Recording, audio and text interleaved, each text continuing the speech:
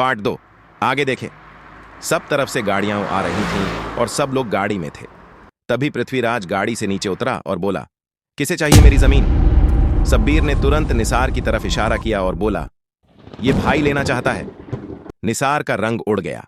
डरते डरते निसार बोला, मैं तो ड्राइवर हूं और गाड़ी लेकर आया हूं, मुझे कुछ नहीं पता। तब तक पृथ्वीराज ने उसका गला पकड़कर 2 जोरदार थप्पड़ जड़ दिए। उसे जमीन पर पटक दिया और 3-4 लोग मिलकर उसे पीटने लगे। कपड़े फट गए और निसार ईको के पीछे छुप गया। फिर पृथ्वीराज ने शब्बीर से पूछा, अब किसे लेनी थी मेरी जमीन? शब्बीर बोला, इमरुल लेना चाहता था।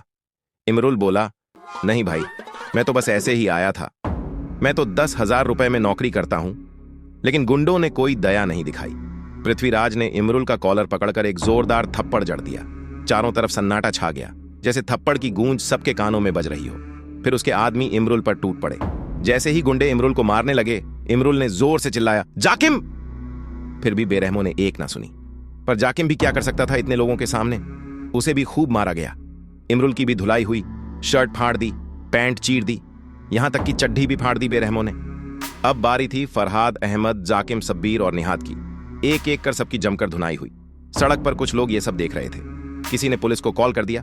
तब तक शब्बीर और उसके दोनों ग्रुप, भावनगर वाले और राजकोट वाले, दोनों कारों में बैठकर वहां से भाग गए। रेलवे क्रॉसिंग पर ट्रेन आ रही थी। गेट बंद हो गया। बेचैनी बढ़ गई। जैसे ही ट्रेन गुजरी, वो भाग के निकलते हैं। सामने से पुलिस की जीप आ रही थी और पीछे से गुंडे। सब जल्दी से भाग गए भावनगर की ओर। बाद में कार में शब्बीर बोलता है, हम वापस हथियार लेकर पृथ्वीराज को ठीक करने आएंगे। अब इमरुल का सब्र टूट गया।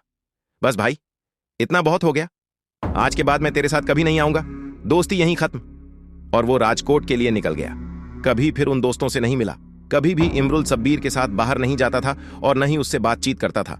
कुछ लोगों का कहना है कि इमरुल ने कसम खा ली थी कि आज के बाद शब्बीर के साथ कहीं नहीं जाएगा और न ही उससे कोई रिश्ता रखेगा। और इस तरह एक जमीन के चक्कर में सालों की दोस्ती में दरार आ गई। एक दोस्ती का दर्दनाक अंत हो गया।